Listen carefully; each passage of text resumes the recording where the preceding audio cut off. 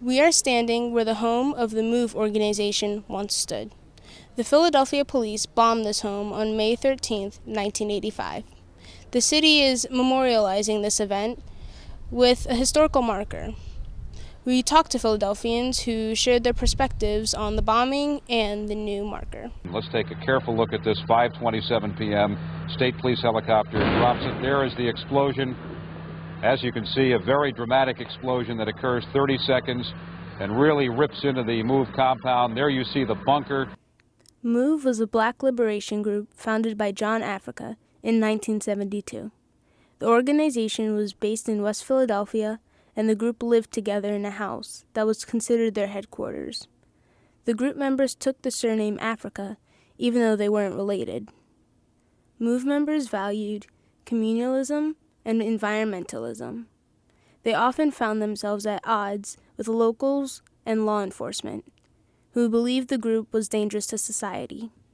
A series of confrontations with neighbors and police, which included the death of a police officer, culminated in a 1985 standoff, during which the Philadelphia police dropped a bomb on the MOVE home on 6221 Osage Avenue. The bomb resulted in the loss of 11 lives and the complete destruction of 64 homes. It was very devastating to the entire community. When I went to work that morning, you just saw a little bit of smoke and didn't pay it no attention. We heard about the bombing and we thought, oh, they're going to put the fire out or whatever. But by the time I got off of work, it was a huge inferno. I could see it from Center City, and I knew something went wrong. The MOVE headquarters was a home to 6 children. Michael Ward, also known as Birdie Africa, was the only child to survive the bombing.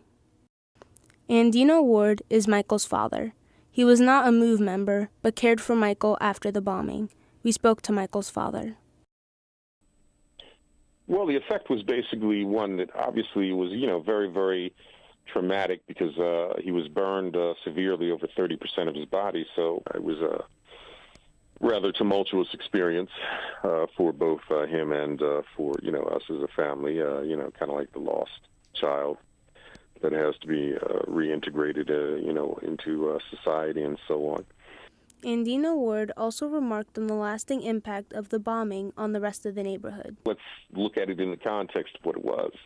That was probably one of the most incredibly bizarre, incredibly unnecessary, and incredibly racist that you will ever see. It's part of a history of the citizens who lived there could not live there, to the point that many of them had to move away, basically could not retain, obviously, their lives in the neighborhood that they had lived in for, such an incredibly extensive portion of their lives.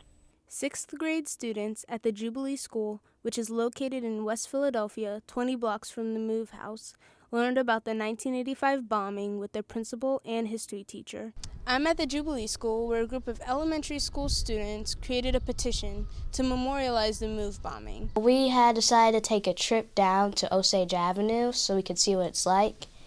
And when we got down there, everything was really just not really fixed, just replaced everything with wood. And so one of my classmates was looking around and was like, well, why isn't there a historical marker here?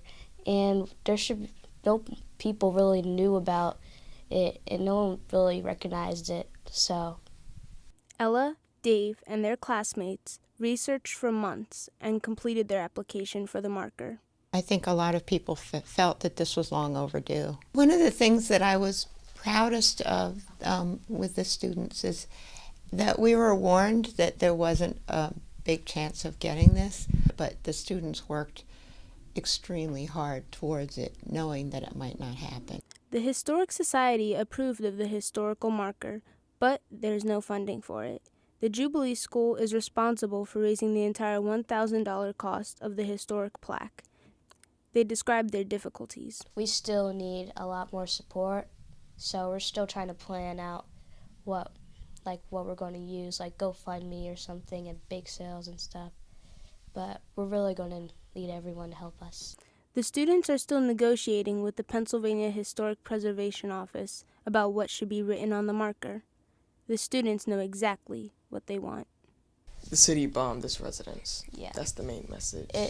You can't really, there's no way to tell a story without saying how that they really wanted to kill them. Like, they dropped a bomb on them, tried to keep them inside the house so that way they would get killed. And they're really trying to keep them from escaping.